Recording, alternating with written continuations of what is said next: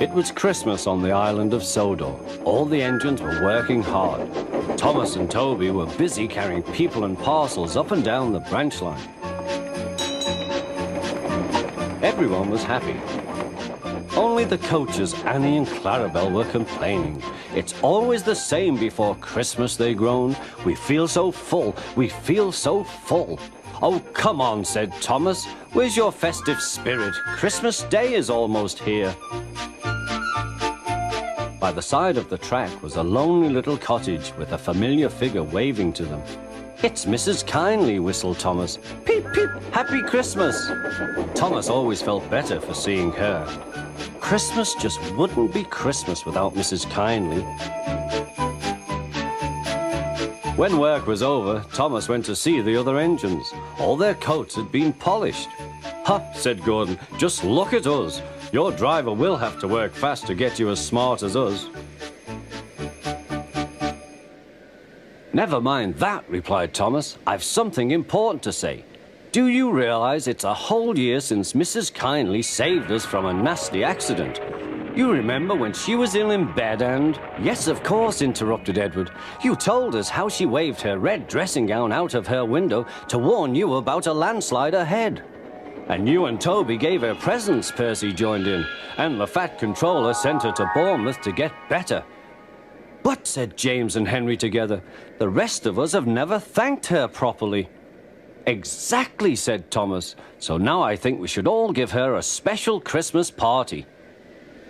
Everyone was getting very excited, and the drivers felt sure that the Fat Controller would agree, as indeed he did. The engines were all busy making plans when silence fell. The Fat Controller had bad news. The weather's changed badly. Mrs. Kindly is snowed up. Toby says he'll help to rescue her.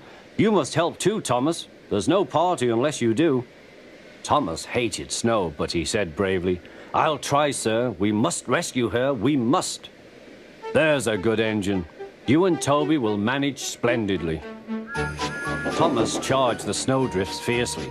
Sometimes he swept them aside, sometimes they stuck fast, and the men had to loosen them.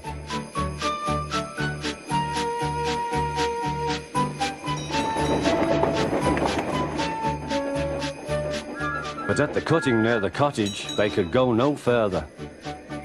Look at that, exclaimed Thomas's fireman. Peep, peep, peep, here we are, whistled Thomas. An answering wave came from an upstairs window. Then they heard a familiar sound.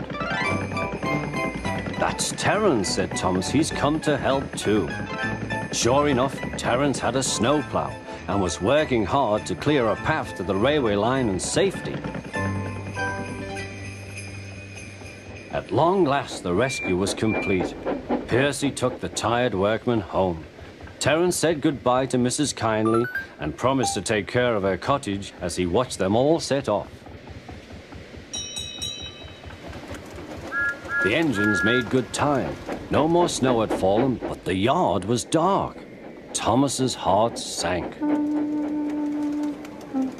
Suddenly, all the lights went on. What a marvelous sight awaited Mrs. Kindly.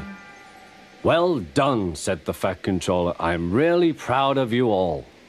Mrs. Kindly especially thanked the smaller engines. Thomas and Toby are all friends, she said. And now, Percy, you are my friend too. Percy was very pleased. 3 cheers for Mrs. Kindly, he called. Peep, peep, peep.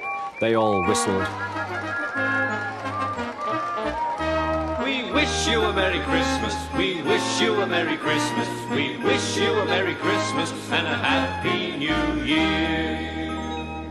Thomas the Tank Engine and his friends thought it was the best Christmas ever, and Mrs. Kindly could think of nowhere she would rather live than here with them on the island of Sodor.